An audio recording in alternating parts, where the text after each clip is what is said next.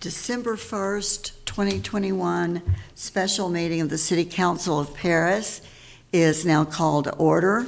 For purposes of the record, we have a quorum present, including Mayor Pro Tem Reginald Hughes, who is joining us by Zoom. Item number 2 is the Citizens Forum. Persons desiring to address the council must limit their presentation to no more than 2 minutes.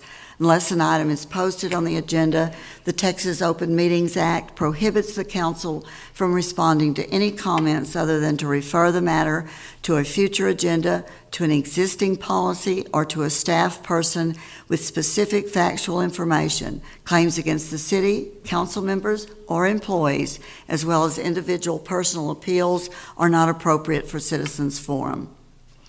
If necessary, the City Council may convene into executive session under Chapter 551 of the Texas Government Code regarding any item on this agenda.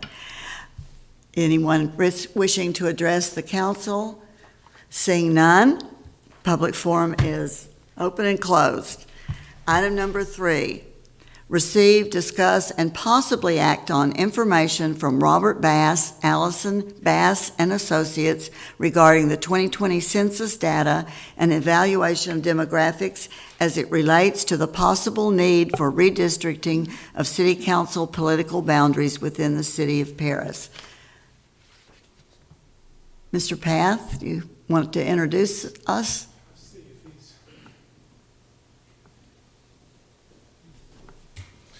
Mr. Bass, can you hear us? I think you may be on mute.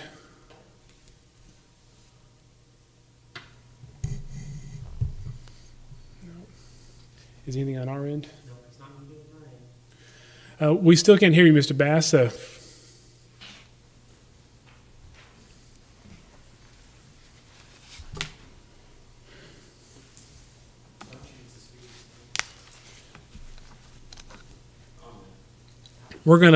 We can't hear Ms. Bass. We're gonna look at a few things on our end real quick. Can you hear us okay?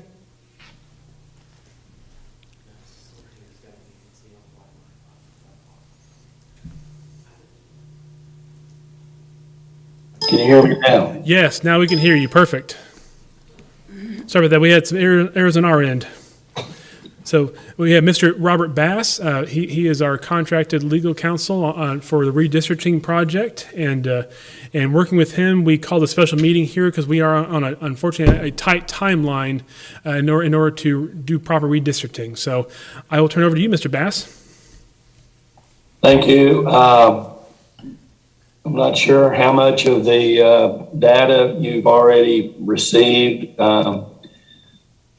If it's at all possible, I would like to share a screen with you, perhaps. Is that possible? Yes. I'm getting a message that you've disabled my ability to share a screen. I think we're working on that right now, I think.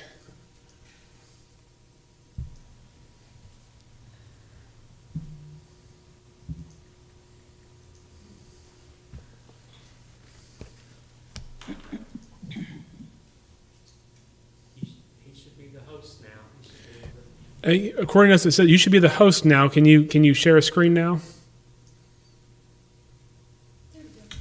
Yes, we have something on our screen now.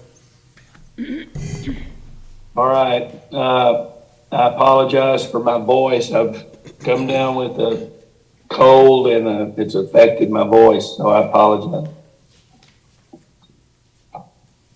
I'd like to kind of go over what the rules of the road are, you might say, first, and then answer any questions that you might have. Redistricting or reapportionment is a constitutional theory. It applies originally to the Congress, the House of Representatives. After each federal census, the House of Representatives is reapportioned so that each state has the representation that their population entitles them to. So the theory is based on the constitutional requirements that the Congress be periodically reapportioned. The total population of the entity is divided by the number of representative seats. In the congressional case, it's 435. And then the whole country is divided by that number that is realized by dividing the 330 some odd million people by 435. Over time, that same concept has been handed down to local governments through judicial rulings. The local governments came under that rule as a result of a lawsuit that arose out of Texas, Avery versus Midland County. Mr. Avery was a city councilman for the city of Midland. And at that time, the entire city of Midland was in one quadrant of the county. The county had been divided historically into 4 commissioners' court precincts, each roughly a quarter of the county, just a simple division of the county into 4 quarters. And the city of Midland was in one quarter, and it took roughly 5,000 votes to elect a commissioner in that precinct. But in another sparsely populated quadrant, it only took about 500 votes. Mr. Avery said he thought that was unfair. He took it all the way to the Supreme Court. And eventually the Supreme Court said, yeah, where you elect all governing bodies that are elected from single member districts should be roughly balanced for equal protection reasons, so that the vote and the weight of each vote is roughly the same weight from one district to the other.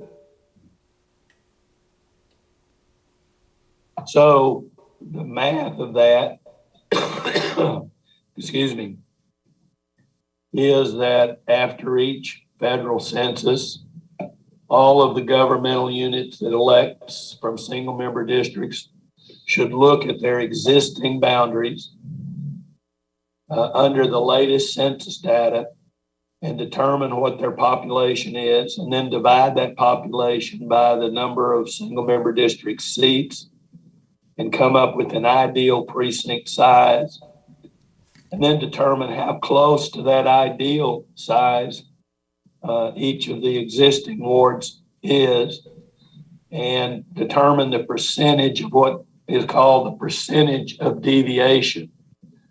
I'm going to slide over. Do you see a chart now instead of a map? Hello? Hello? Y'all hear me? No, we do not see a chart just yet.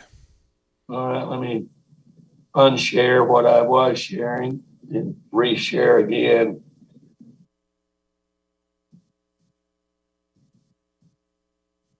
What about now? Yes, we see a table on what looks like a Word document. Yeah, all right. So using that approach, the city of Paris, after the census, we applied the census numbers to your city, and you should have a rough population of 24,476 based on that data. Of that, so if you take that number and divide it by 7, the number of seats, an ideal precinct size would be roughly 3,497, call it 3,500 rounding, and you determine how many people over or under that ideal population is. You determine what each precinct, the population of that ward or precinct, and then you take the percentage of that deviation. You would take, in this example, Ward 1 is underpopulated by 408 people. You divide the 408 by the ideal size to get a percentage of deviation, and that's 11.66. That is your most underpopulated ward. The most overpopulated is Ward 7. It's 841 people overpopulated, or 24.06.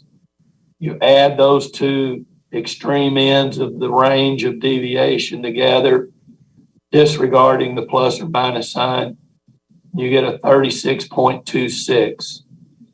The Supreme Court has held that anything over 10% is presumptively unconstitutional on the basis of one person, one vote, meaning that you've got too many people in 7, and therefore each vote in 7 has less weight than the vote in 1, which is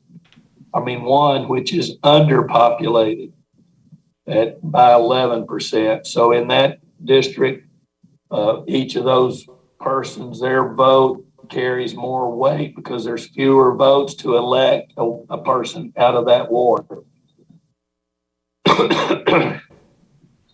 So our task is triggered by that number. Anything over 10% in this maximum deviation box would require us to redraw the boundaries.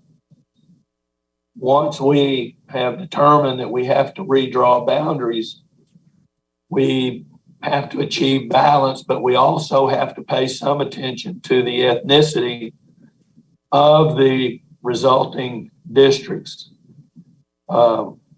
So that is our task, and I'll get back to that a little later. I'm going to go back to the original map and kind of talk about that for a little.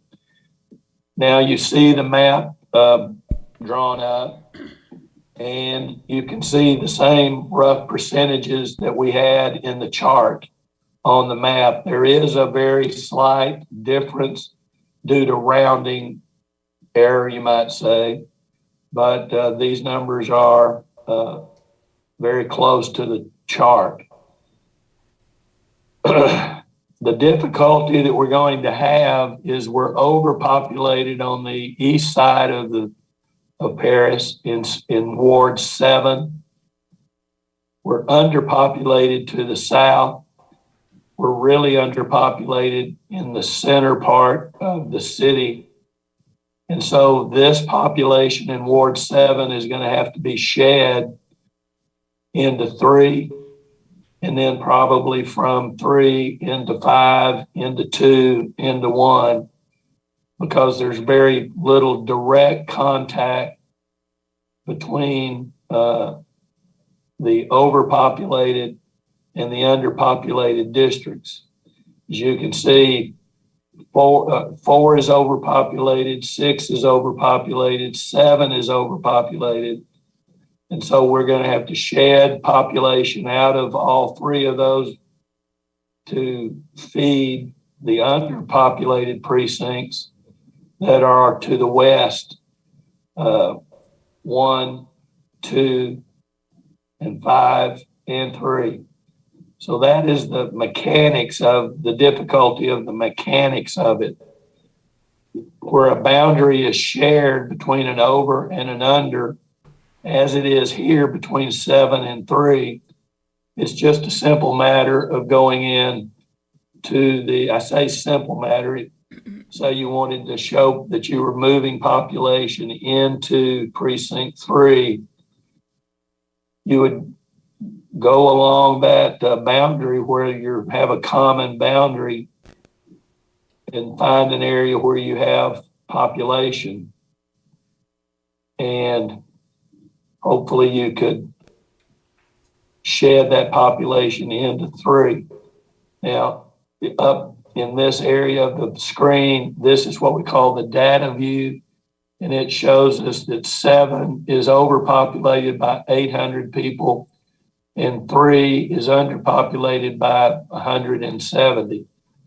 So I can see by the numbers that you see, these are census blocks. That has 114 people in it.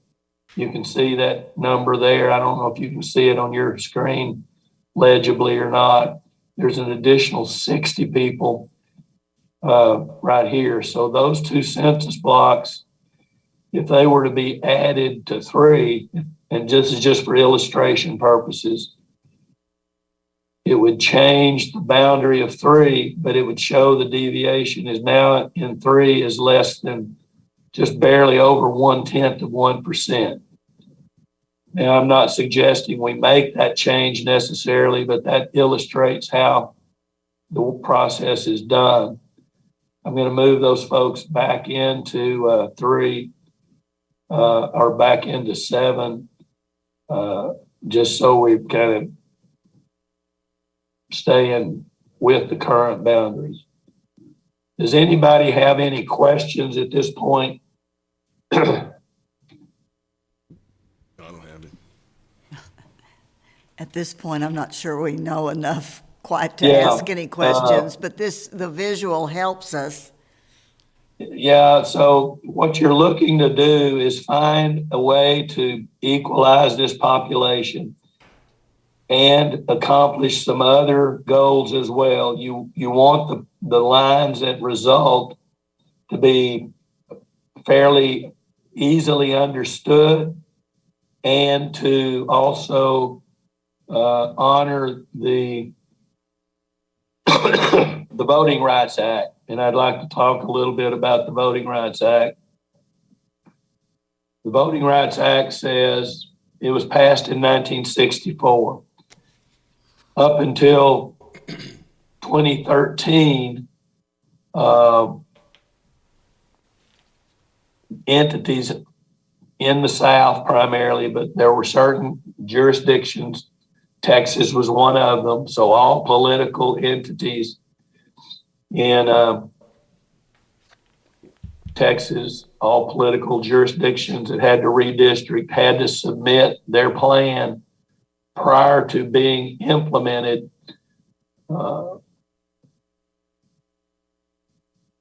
the Department of Justice for what was known as pre-clearance. Pre-clearance was a process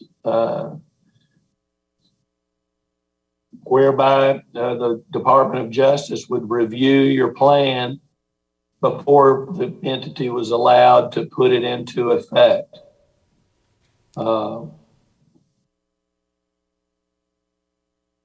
Under the Voting Rights Act,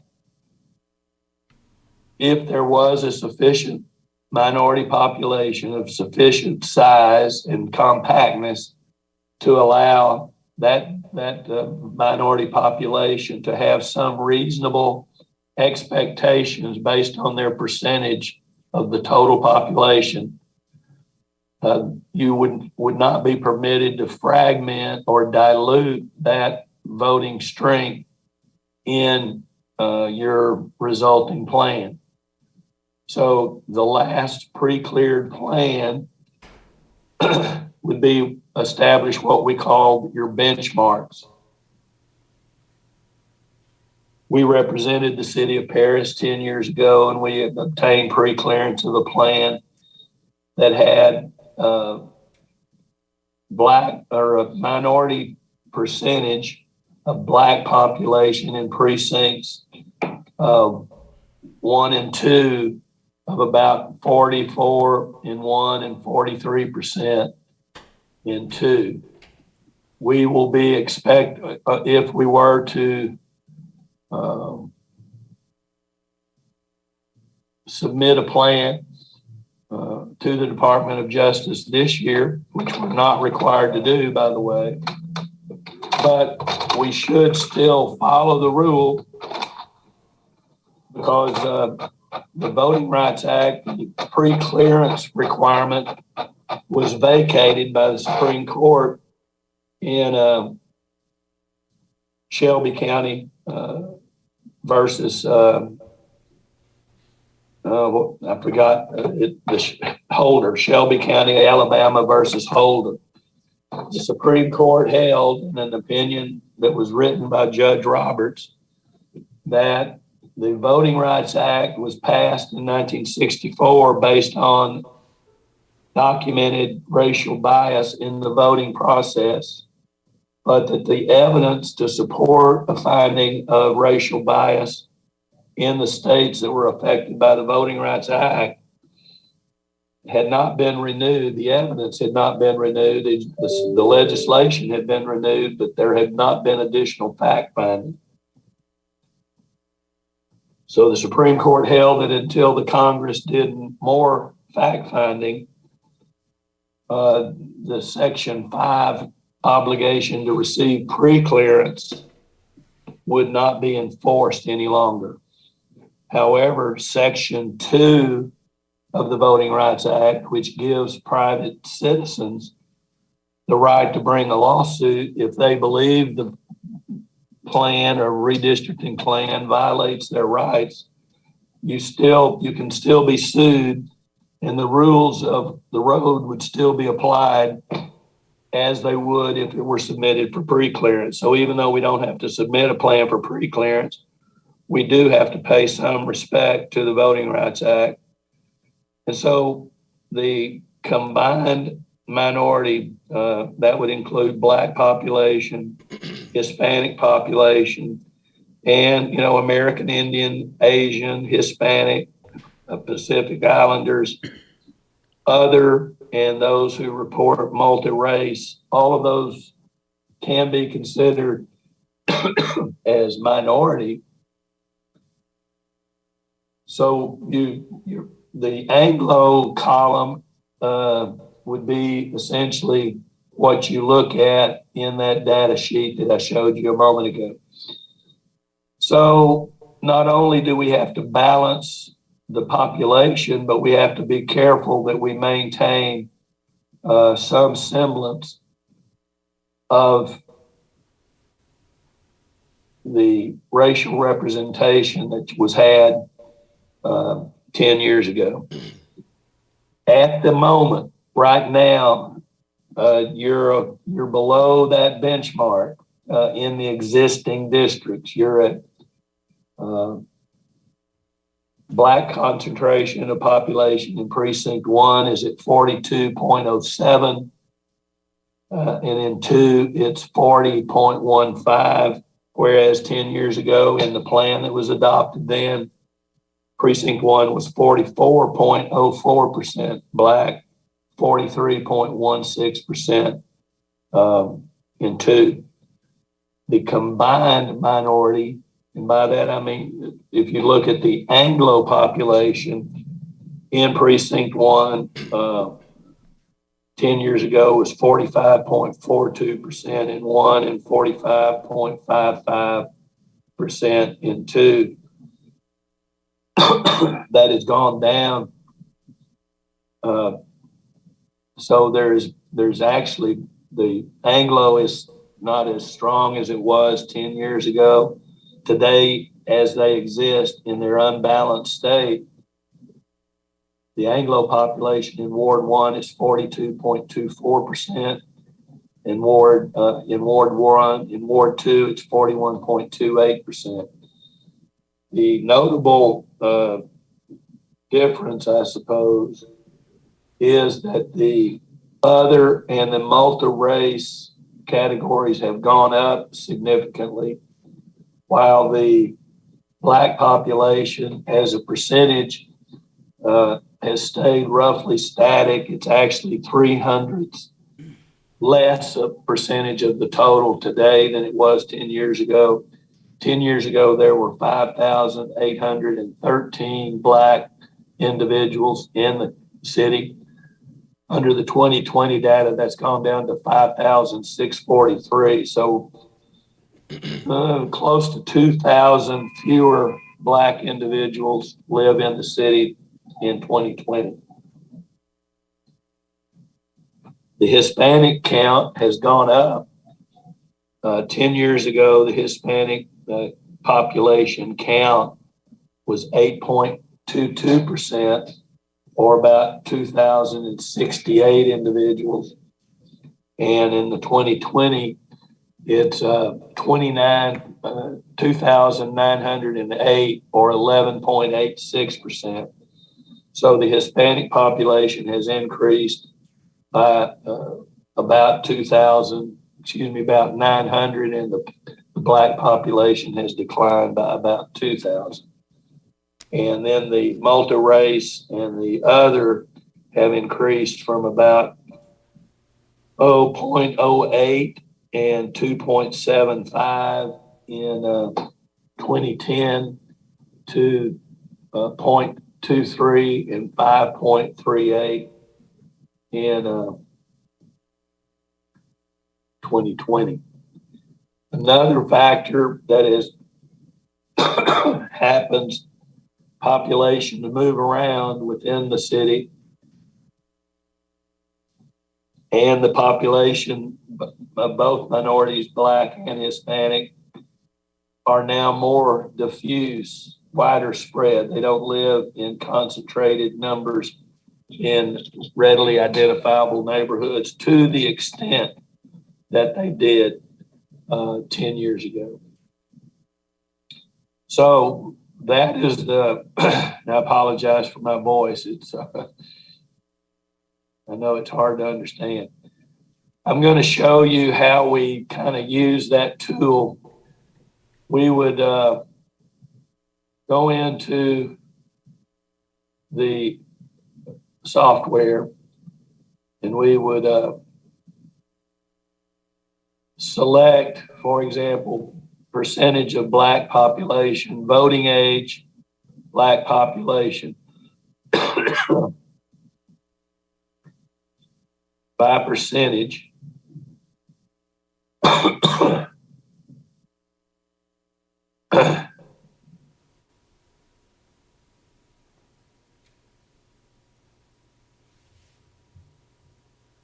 Over 18 years of age, and we would divide that population into percentages, ranges,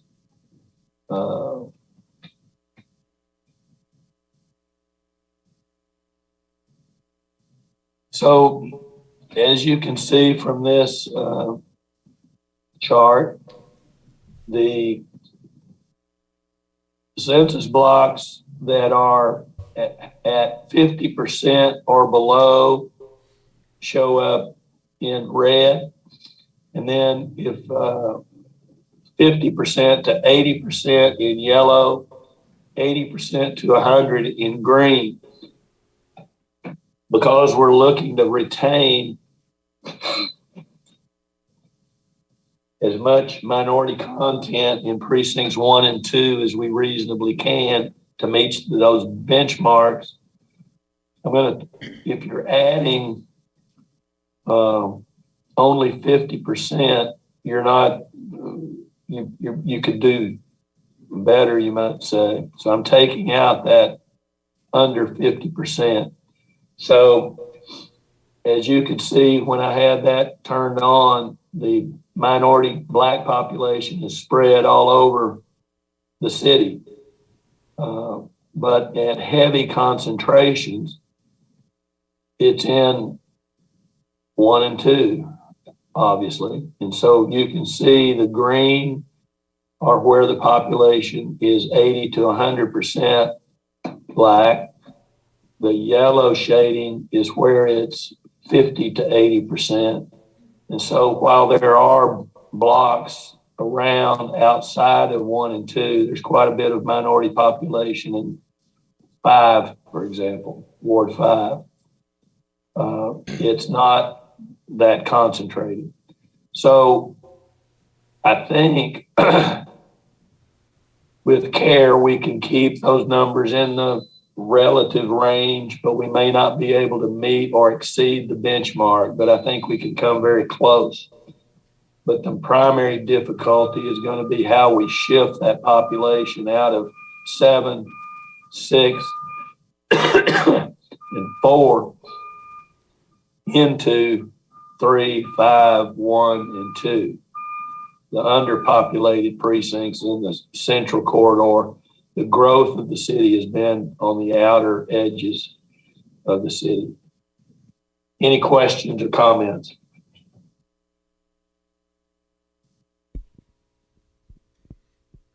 That's a very good explanation.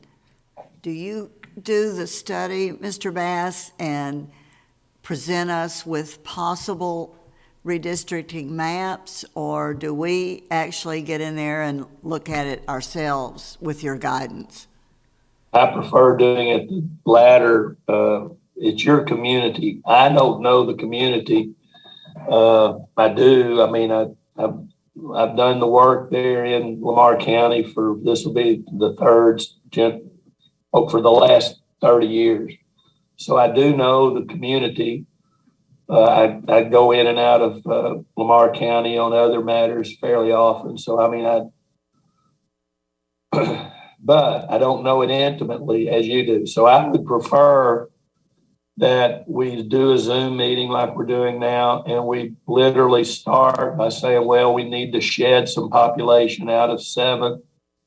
And we can do that 2 ways. We can push some population into 3, bring 3 up. More likely, we will push population out of 7 into 6, overpopulate 6 even more, and then take on the west side or the east side of 6, and then take population out of 6 on the west side into box 5 and box 1, and do something similar between 4 and 2, but work around the horn, you might say, until we've got tolerable levels. Now, 10% is our maximum. We generally like to get a plan that has a total deviation under about 5%. And the reason we do that is so that we have some room for growth in the future without going through that 10% total. You can, in theory, be sued at any time that a plaintiff thinks they can prove that your deviation exceeds 10%. That litigation is difficult for the plaintiffs because the courts want to use reliable data, and the only data that is consistently deemed to be reliable is census data. There is some use of census related data like the community standards or community summary data that is it's estimated population, but it's not at the block level, the census block level. We generally do this work at the census block level. So in the map, you can see these faint lines. I'm going to enhance those a little bit by making them darker.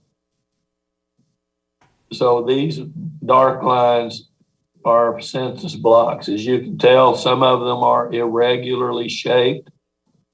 They're usually based on streets or some other such physical boundary.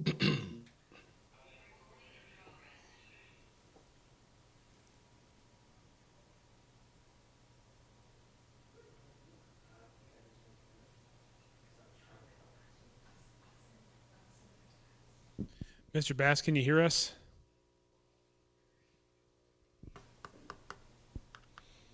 I think he's still talking.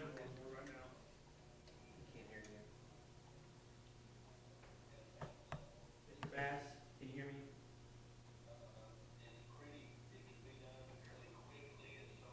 It's not up.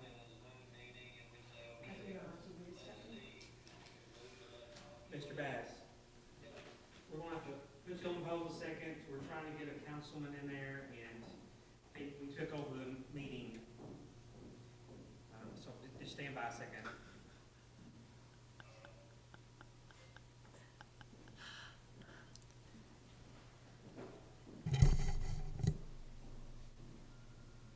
This could be several meetings. Recording in progress. Person's not in the queue. He's not waiting, he's not. Okay, I sent him, he, of course, wanted via text. I told him to go back to the email, to click on, and I gave him the password. That doesn't have a password. Be good in the email you sent. We'll just continue for now. Mr. Bass, I think we're ready for you to keep going. We apologize for that inconvenience there.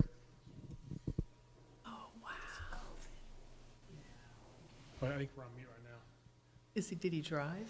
Yeah, he drove. Mr. Bass, I think we're ready to get started again. We apologize for that. Yeah. Not a problem. So, in answer to your question, yeah, we would work with you and I'd like to kind of give you an illustration. If we were to target precinct 3, before I've just selected these 2 blocks up here, well, that made sort of an irregular bump, you might say, in the line. More likely, we would come out and take the area around the airport. There's very little population, and then move up into this area, for example, and add that to 3. And you can see the percentage of deviation is still, it's underpopulated by 3%, but we knocked about 3% off of the deviation that was in 7 that we were at.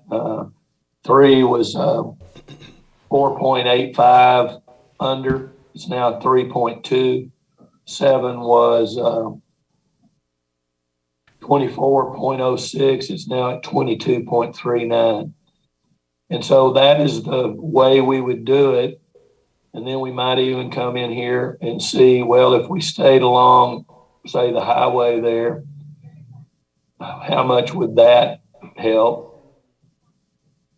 And that brings us, now we actually have an overpopulated situation in precinct 3. So that was more than we needed.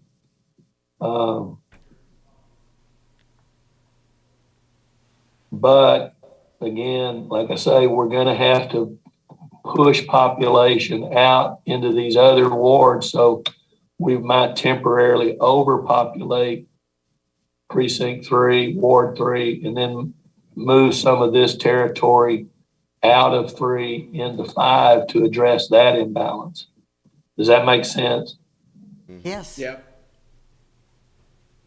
As I said before, there is appreciable minority population in 5. So, but not down along that. This is the area where we would probably take population out of 3 and put it over into 5.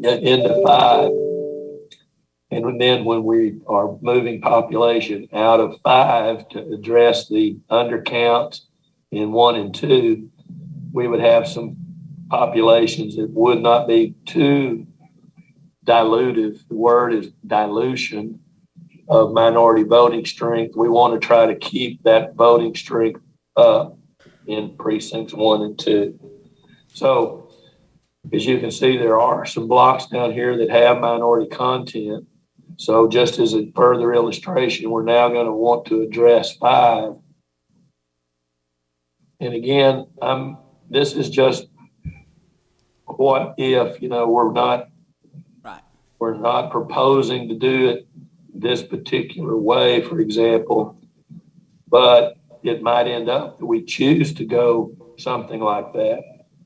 We now have an imbalance of 2.6 and 5 is slightly overpopulated now. It has 5 is 91 people too much. But again, we're going to need to shed some people over into there. We're still underpopulated in 3. So we might want to go back and see if there's some population that we moved in that we would take back out. These 2 blocks right here would account for 78 people of the 91 that 3 is overpopulated on. So again, just as illustration, if we took that census block and we wanted to move it into 3. Mr. Bass, Yeah. I apologize. Real quick, since you are the host right now, do you see someone trying to log in? Oh, I do, and I apologize. That's our other council member right now. So we now have three under 1 percentage point at 0.71. Five is under 1%. It's at 3%, 0.37. So we have balanced now 3 and 5.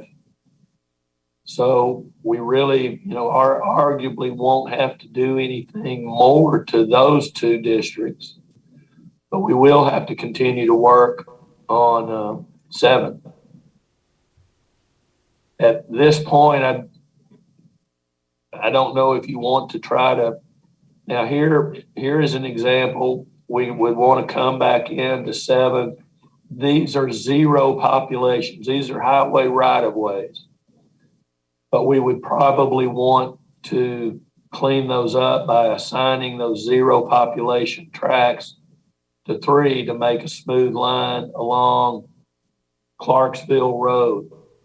I would explain further that the census block when it uses a street, the census block goes to the center line of that street.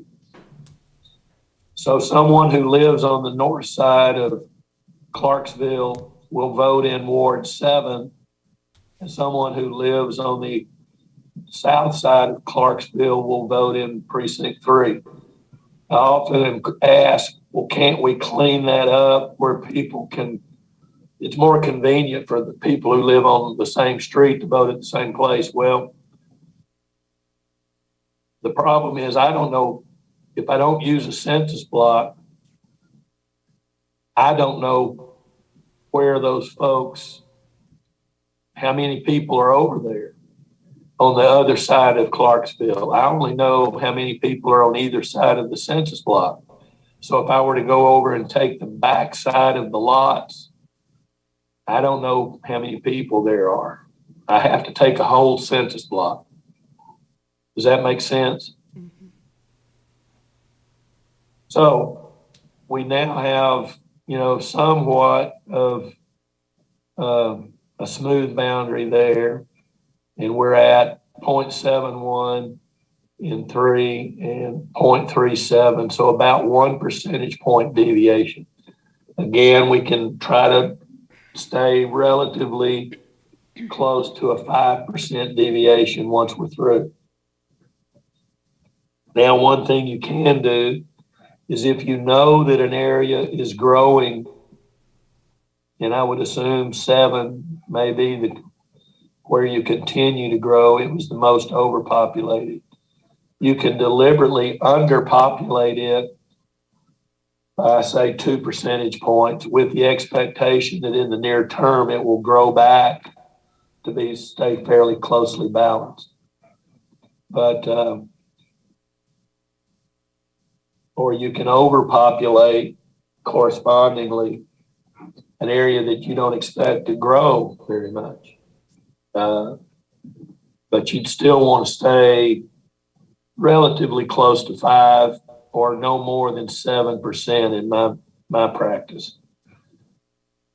So we can continue to kind of explore if you want, or we can decide to work on the actual map boundaries at a later date. I will give you a timeline. Are your elections in May? Yes. State law requires local governments, cities and schools, water districts, hospital districts, the like, who are subject to the Voting Rights Act and the constitutional mandate, are supposed to submit to the county elections administrator no later than 3 months in advance of your election any changes in your boundaries. So if your election is on May the 7th, for example, the first Saturday in May, 3 months before that is February the 7th. So we, at the latest, the city of Paris would have to adopt a new redistricting plan, certainly no later than February the 7th. And frankly, as much earlier as that, as you're comfortable with getting done. Now, I have not looked at your charter or your bylaws, or I don't know if some cities have provisions for redistricting that require a public hearing 30 days in advance of adopting the plan. So I don't know if you do or don't. No, I would no, defer to legal counsel at no, the city. we don't for have that. any, we don't have any of those requirements. Okay. I would normally recommend that the commission come up with a recommendation, preferably one plan, but there's nothing wrong with two or three. In my experience, you get to very narrow, very insignificant differences in plans beyond three plans, but your contract with our firm allows you to develop three within our fixed fee. I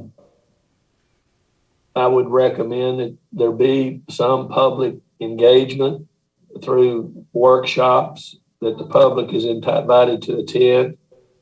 But eventually you're going to want to have a public hearing.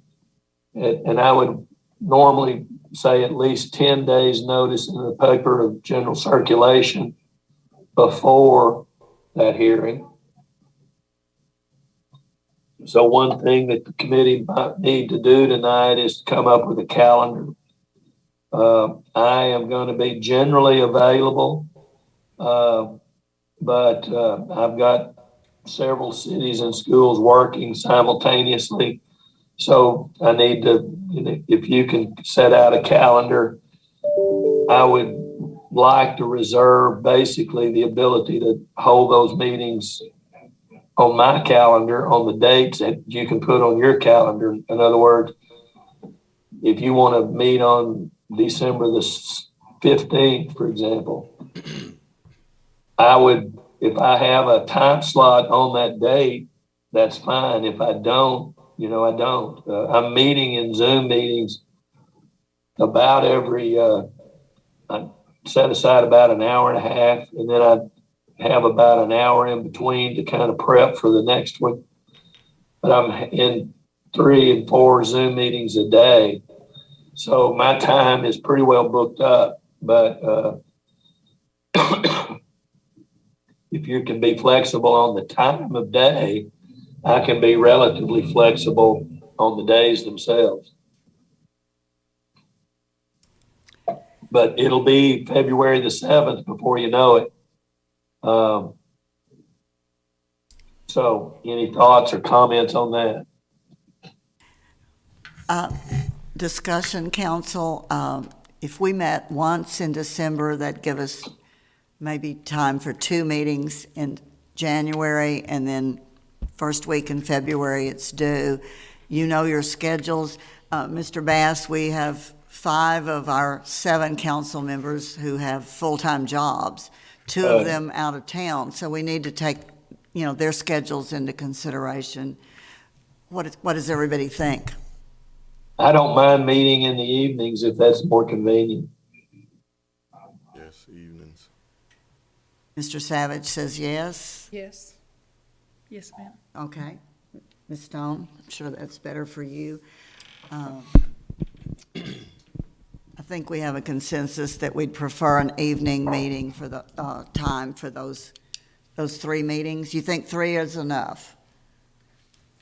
There's really no magic number, but yes, ma'am, I think 3 meetings, we can come up.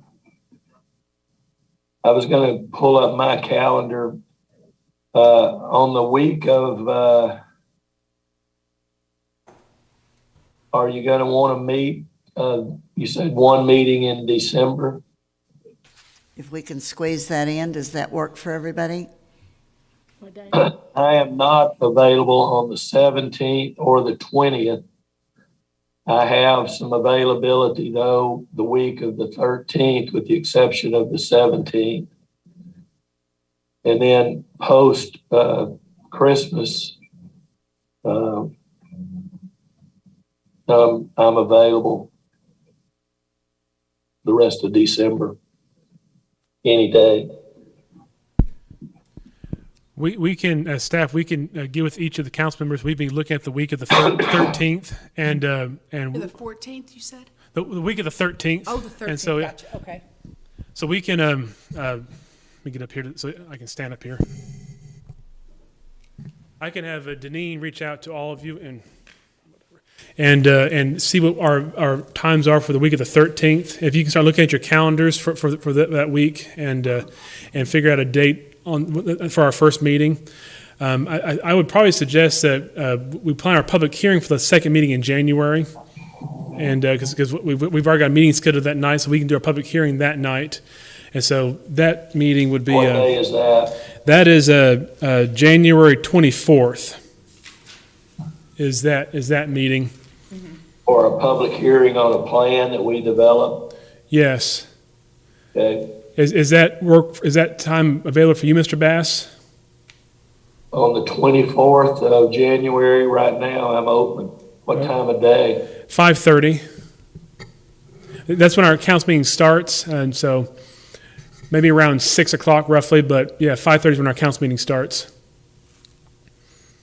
I will try to make that a physical appearance because the questions that come up usually are better answered personally rather than remotely, but I've got it on my calendar now.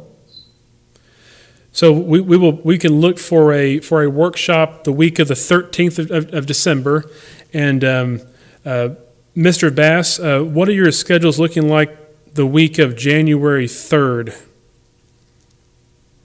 January 3rd.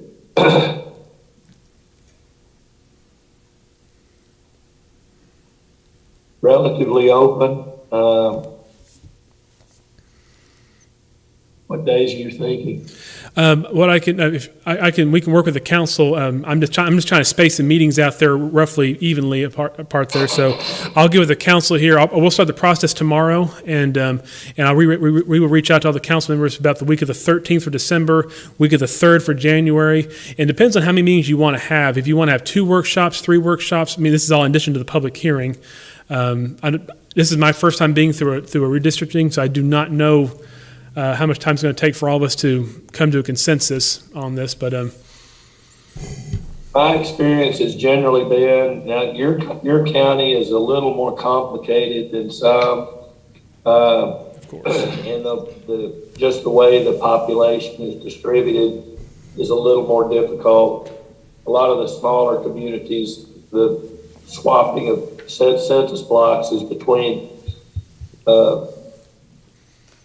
precincts or wards or districts that adjoin each other.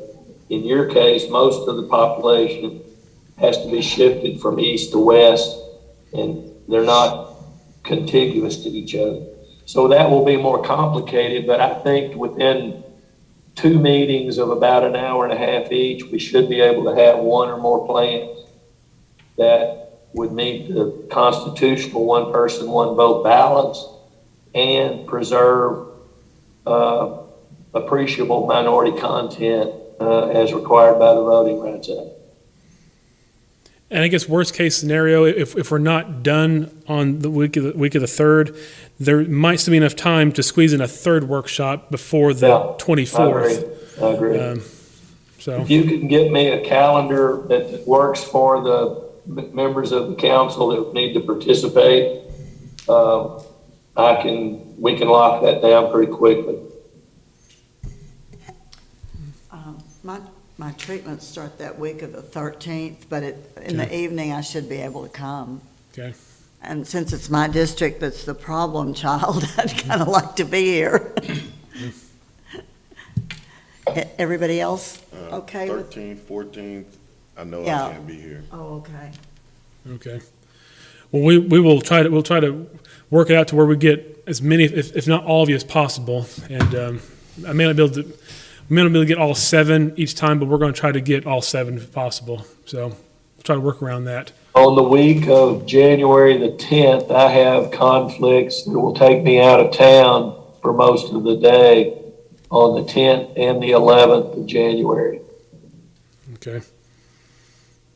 But I'm available the rest of that week. Well, start looking at your calendars for the week of the 13th, and then January, the week of the 3rd, and I'll have Deneen start reaching out to all of you tomorrow, and to start figuring out what days are working for all of you, and then Mr. Bass, we will reach out to you and compare those days, and try to at least land 2 workshops where we can get hopefully 7 members there. I'm gonna try to at least get no less than 5. I want to have more than just a simple quorum, but we'll try to get all 7. Well, I think, only the city council can approve a plan, so it makes sense to have them be fully apprised of all of the plans that the committee might work on. I've had occasion where a commissioner's court was unable to accept a citizens committee recommendation, and it was a train wreck. I think the commissioner's court had good reasons to reject it, but it didn't go over well with the committee, and that was where the commissioner's court had not really been in contact with the working of the committee. They were just waiting for a recommendation, and when they got one, they did not deem it palatable. I can explain it was in trying to increase the minority content of one commissioner's precinct. There were 2 significant communities of interest of Black population, but they were separated by the Colorado River. And there was not a bridge really that was convenient for this one people on the east side of the river to travel over, and there was not really a suitable polling place on the east side of the river, so they were going to have to drive about 15 miles to a polling place. The plan that the commissioners adopted eventually was about 2 percentage points weaker of minority content, but their belief was that the turnout would be higher by keeping minority content on one side of the river that could vote in a neighborhood polling place that they were accustomed to polling at. And I think that was not an unwise decision. And so they voted to reject the Citizens Committee and adopted a plan that they developed themselves. But that did not go over well politically, and there was quite a bit of controversy. So I think having the members of the city council that are affected sitting in is a good thing to do. Mr. Bass, do you have anything already preliminary drawn up to the way y'all think it should go? I don't. I normally, I can do that. I call those Plan X because they're not developed with much input from the client. I can work something up if you want me to as one alternative, but I generally prefer that the people who are affected and who know their community most and best have their hands on it as well. And I don't mind fading the heat, but I've been the subject of considerable controversy myself, in the sense that at the public hearing that they said, well, who developed this plan? Well, our lawyer did. Well, what does he know about it? It doesn't go over well to have a plan handed to you that local input was not a part of or much part of. But I can do a plan, if you want me to, that pays attention to both the standards. Would that be against anybody? I mean, you're going to have 3 of them, right? Is that right? The way I understood it, we're going to have three options. 2 options we're going to have all the turning and burning on, and then one that he can just say this meets all the criteria of the legislature and the minority here and there and the lines and the people and all that. Well, I think we should give it a go, at least at the first meeting in December, and see how we do. And then if we're completely at a stalemate or don't know where to go next, then perhaps Mr. Bass could present something. How do y'all feel? I agree with what you're saying, Paula.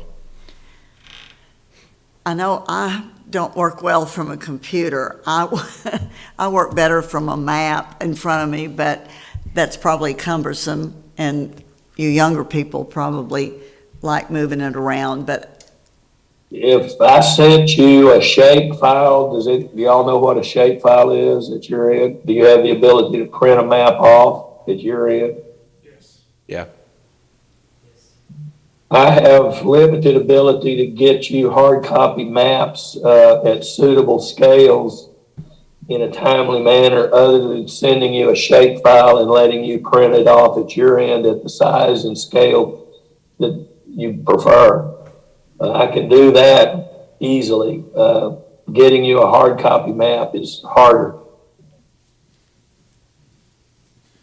Yeah, Mr. Bass, why don't you go ahead and send me the shape file, and we'll print off with the council some larger maps so you can all have one individually. Now, obviously, the software, obviously, the map, he'll have to be using the software in order to figure out, okay, real time, if we do this change, it changes percentages.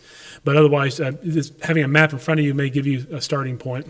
well, it's awkward to me that we're all spread out. To me, I see us around a big table, all looking at the same map and cut and paste. I don't know. Ms. Ellis, is that the way it's been done in the past? Yes, Mayor, it has. We in the past have traveled to sit down with you with the laptop, but then we're looking at computer screens where we can hype the video, you might say, to individual or large screens, whatever, or we can throw it up on a projector. With COVID and with the compressed time, we've resorted to virtual almost exclusively, simply because of the logistics of getting the counties done. We did 6 months worth of work that we would normally do over 6 months in about 5 weeks. But we did most all of it all by virtual meetings, and I don't like it personally. There's something to be said for sitting across the table from each other, but it does work, and it is the way we've managed to do a ton of work in a short period of time. But if you want, I can travel. It means travel takes, it's the time en route and returning that eat into the time I could be spending with another entity. So if we're going to travel, I prefer to do it toward the end of the day, and then I can travel back home at night. Well, we can set you all up we can set a table up out here, and we can still have the ability of the big screens and the speaker system. And these are obviously public meetings in case he wants to attend. They can still attend and sit off to the side over here, but we could put you around a table right out here, or so that way you can still see the big screen. Mr. Bass is using the computer software, and we can put a big map on the middle of the table if that's what you all like to do. I see no reason that wouldn't work. How does everybody else feel about that on the council? I think that's fine. Okay, That'll work do we great. need to act on this? Is getting him a calendar the action we need to take? I would think so at this time. Just get me a sort of a calendar of events, and then we'll go from there.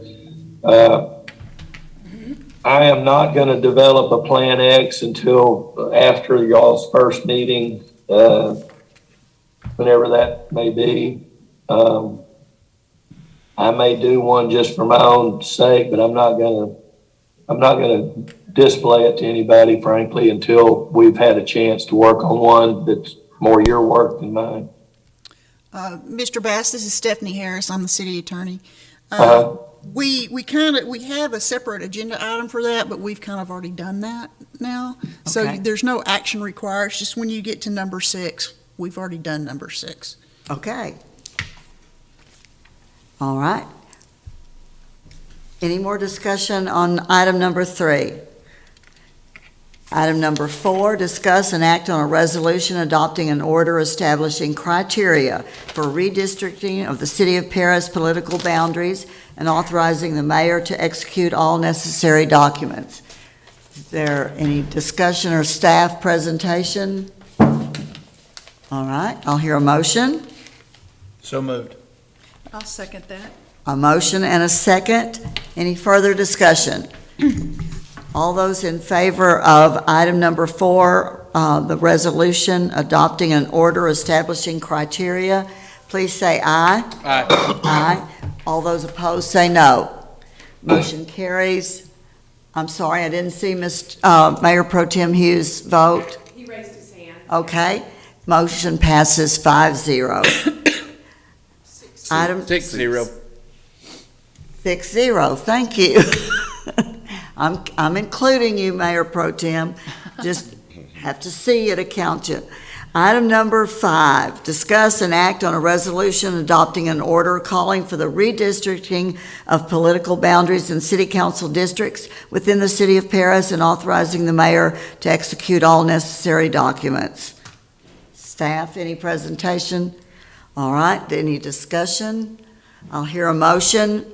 I'll make a motion to adopt an order calling for the redistricting of political boundaries in the city council districts within the city of Paris and authorizing the mayor to execute all necessary documents. Second. Thank you, Ms. Knox. Thank you, Mr. Savage, for a second. Any more discussion? All those in favor of item number 5, please say aye. Aye. Those opposed, say no. Motion carries 6-0. And item number 6, establish a calendar for subsequent redistricting meetings to develop and act upon city redistricting of city council districts prior to February 7th, 2022. And I believe staff has covered that. And will forward that to the council. Do we need a vote? No, ma'am. Okay, thank you. Item number 7, any other discussion, Mr. Bass? I don't believe so, thank you. Thank you for joining us. I'll hear a motion for adjournment. Make the motion. Thank you, Mr. Savage. A Second. second. Mr. Pilgrim. All those in favor say aye. Aye.